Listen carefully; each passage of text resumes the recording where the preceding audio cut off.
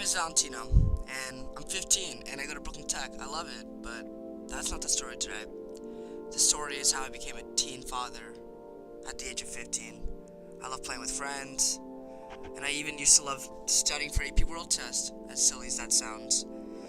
And I loved overdosing on protein because I'm just that type of person, but that all changed when I met my girl Bear. She was everything I hoped for in a girl, and she was beautiful.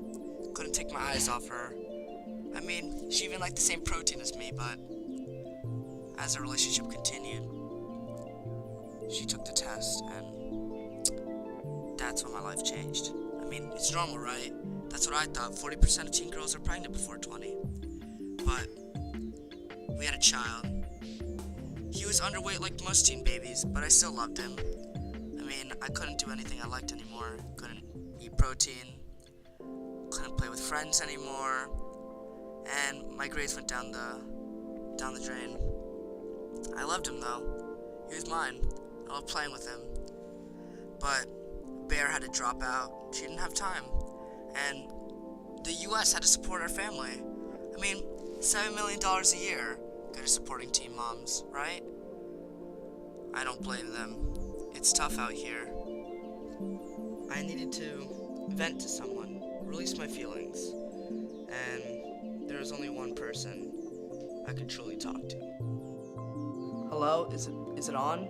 Oh. Hi. I'm on a legit Skype call with professor of Columbia.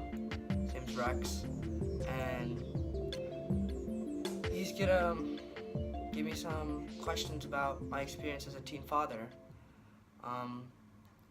So what's your first question, Rex? Quite the predicament we have. It's caused us some troubles, but we're getting through it. But conversations like these really help me and my love Bear. Mr. Bear and Mrs. Valentino. Did you guys ever get the chance to finish high school? I mean, she couldn't keep up with her classes anymore, and it's nothing out of the ordinary. I mean, 50% of teen mothers end up dropping out to help support their family, and I wanted to be there for her because she really means a lot to me, and I really love our son, so I dropped out as well, so. How far were you guys into your relationship when you had the child?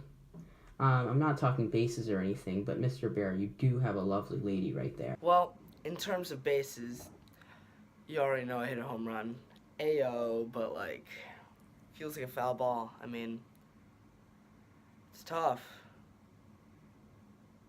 We dated for a year, and I mean, 90% of teen moms are pregnant within relationships with unprotected sex within a year, so the odds were stacked against us, but yeah.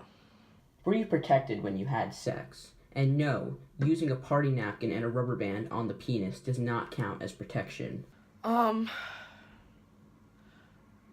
Honestly, I thought the protection of God would be enough, but it wasn't, and I wasn't taught in school where to buy condoms or how to use one, but I heard there's this really good health teacher named Miss Besler, and she could have taught me. This would have helped me a lot.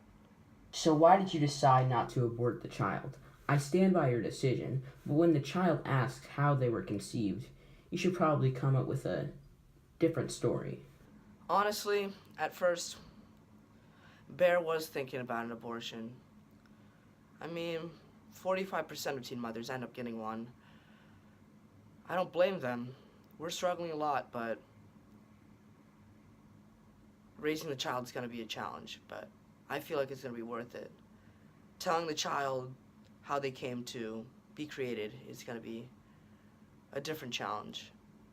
And having the talk about the birds and the bees is going to be quite difficult considering how immature I was. So I'm probably not the best father figure to be teaching the child. So now that you've had this experience about teen pregnancy, what advice would you give to teens in the exact same situation? I want you to look me in my eyes. It's tough. Really is.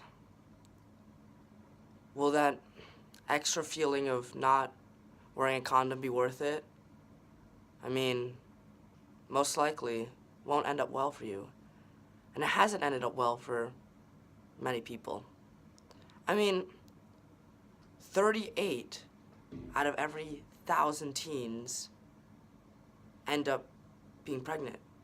That means in Brooklyn Tech, there are over 230 kids that supposedly should be pregnant. That's a lot, right?